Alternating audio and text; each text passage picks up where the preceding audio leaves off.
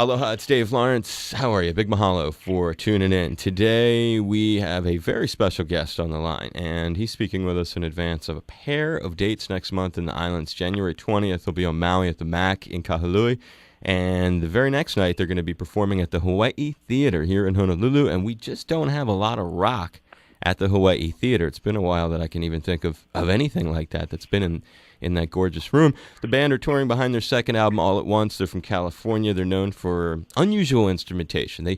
Sometimes they blend orchestration with rock. You'll see instruments that maybe you would associate with classical music and not so much with rock, and they do it really well. They've done all the big festivals, too, whether it's Coachella, Leeds, Lollapalooza, Fuji, Reading, Tea in the Park, everything you can name. They've been there. Great live release with a ton of orchestration, actually. Great example of what they are capable of. A lot of extra musicians. And our guest is their leader. He'll talk about the kind of band that they are and these gigs that are coming up. It's a pleasure to welcome songwriter, vocalist, guitarist, keyboardist of the Airborne Toxic event, Mikel Jollett. Aloha and mahalo, brother Mikel. Thank you so much. Absolutely. Aloha and mahalo back at you. And nice to be catching up with you before you make what I'm assuming is, and you'll correct me if I'm wrong, the debut performances for the group out here, yeah?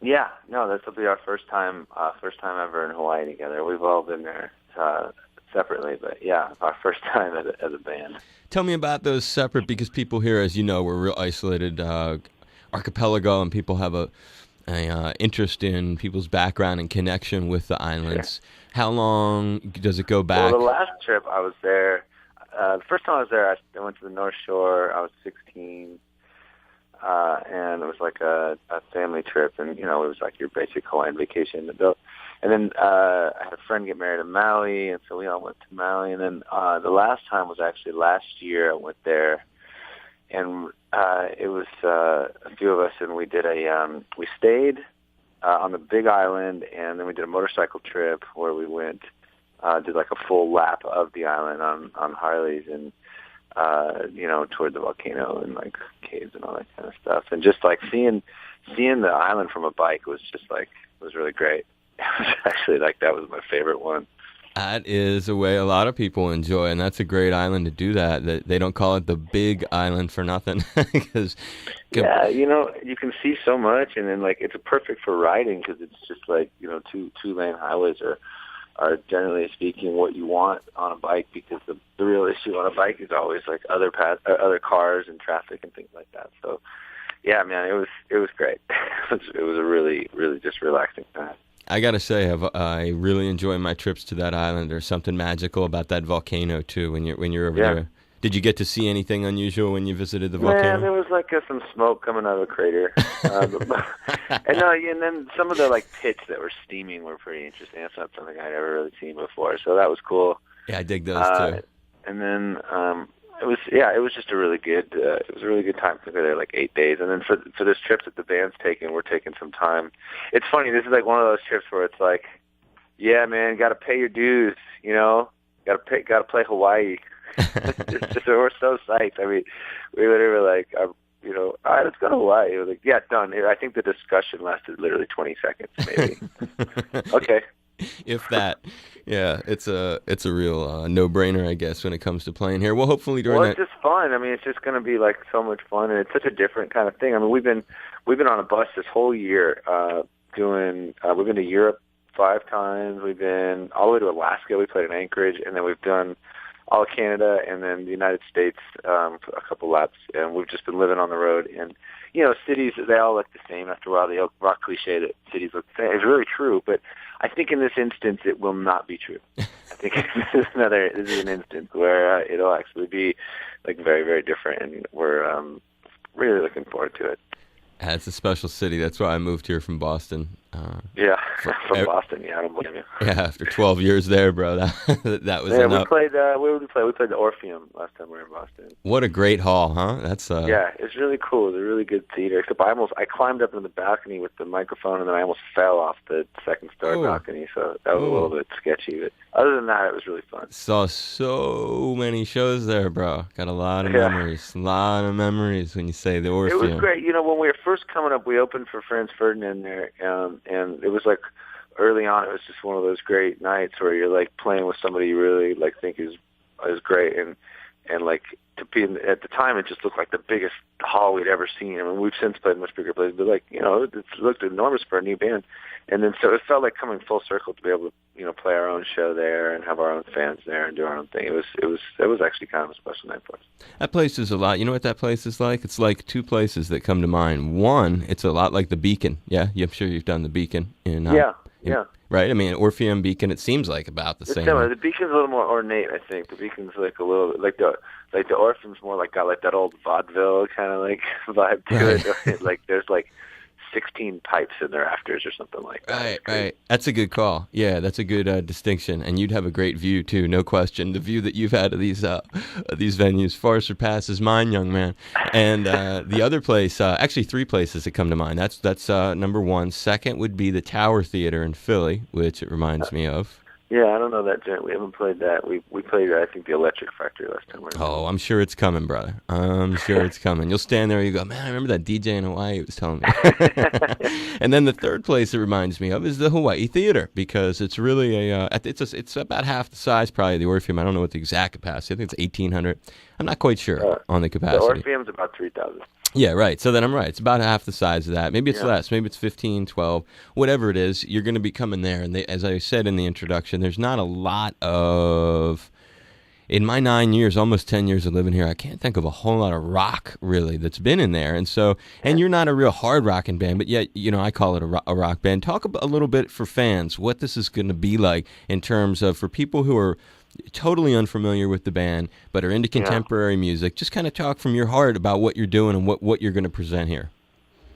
Well, I mean, there is a hard, I won't say hard rock, but there's definitely a punk element to our band. I mean, we're definitely like big admirers of the Clash and the Ramones and punk bands of that sort of ilk. And I think the sense that, particularly with the Clash, the idea that you don't really need to choose a genre in music. I mean, the set.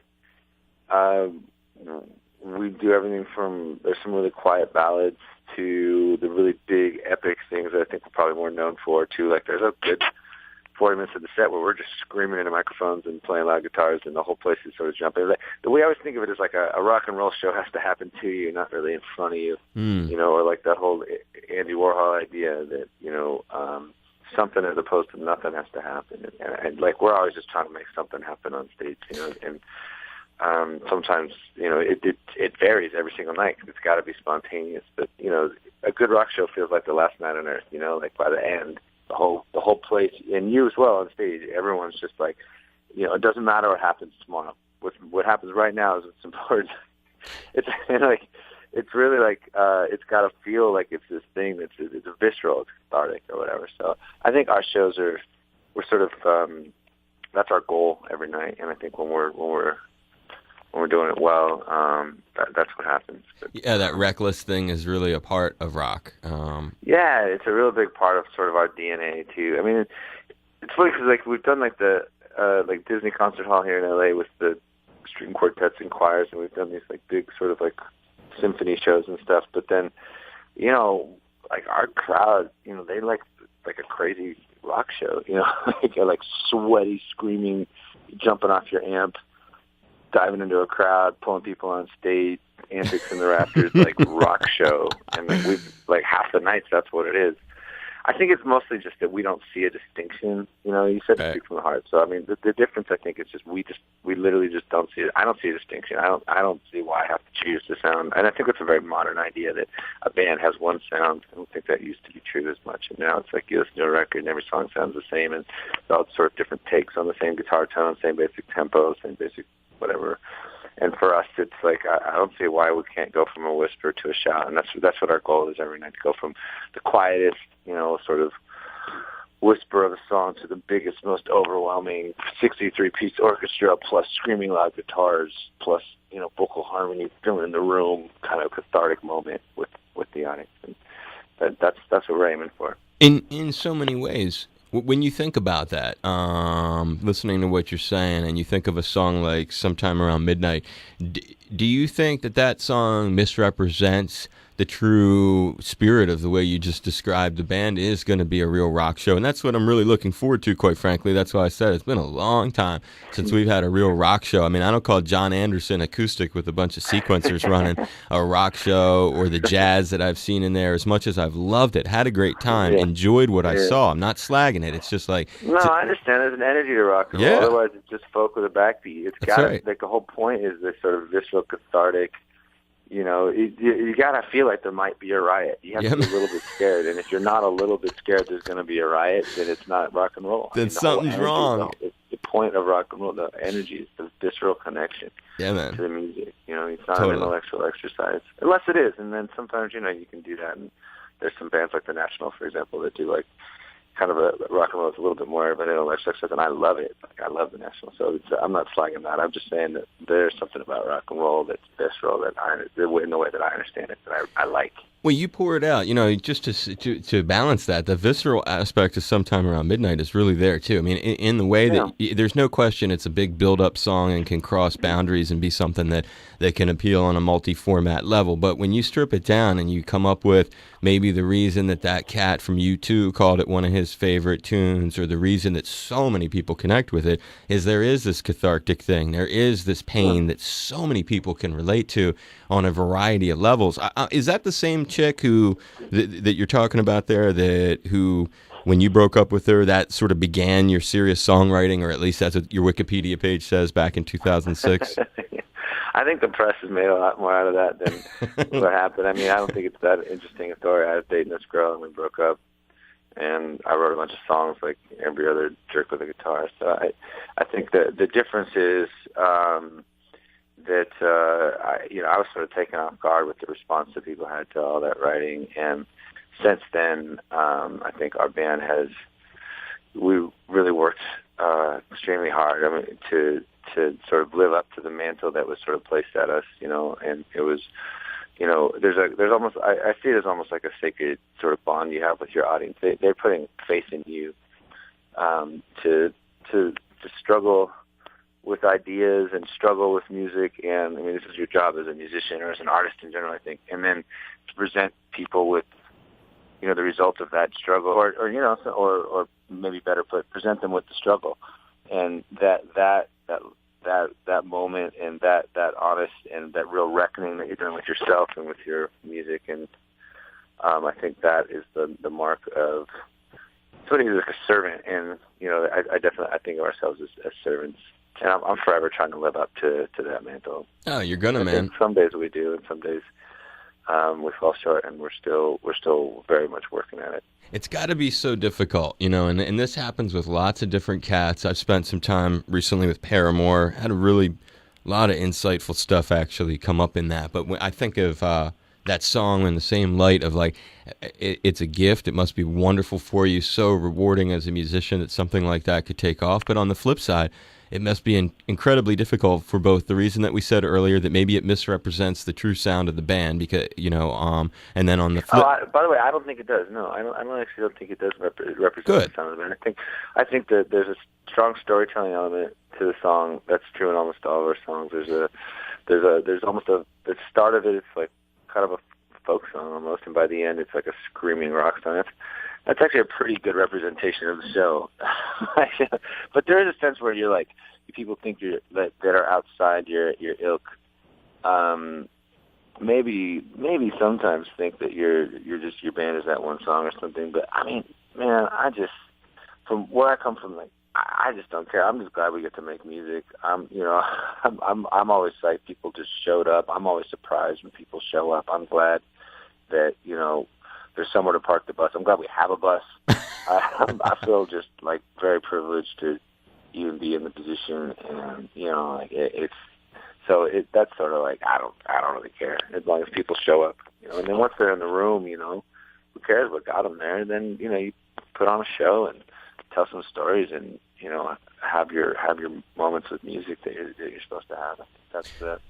Well, that's good, because there's certainly, as I was going to say, there's certainly almost a curse sometimes people feel when a song is so huge that it's very difficult for them to ever maybe achieve another one. And yeah. it has. We had a guy that was going to manage us for a minute that we were talking to that used to work with Radiohead, and he used to tell us a lot about how Radiohead had to kill Creep when the Bends came out. And there you go. They talked a lot about having to kill Creep because they didn't want to just be Creep. And he's like, you guys are, Radiohead after Creep, where like, you got this really rich musical sort of pedigree or whatever, and your big sort of flagship song is Creep. And we just thought like, it's like those kinds of problems are like luxury problems. It's like saying like, man, I need to figure out, which room to give to my butler. Like, who cares? I'm just glad that people are showing up, and I take very, very seriously the struggle and the rest of like the identity issues. I'm like, who cares?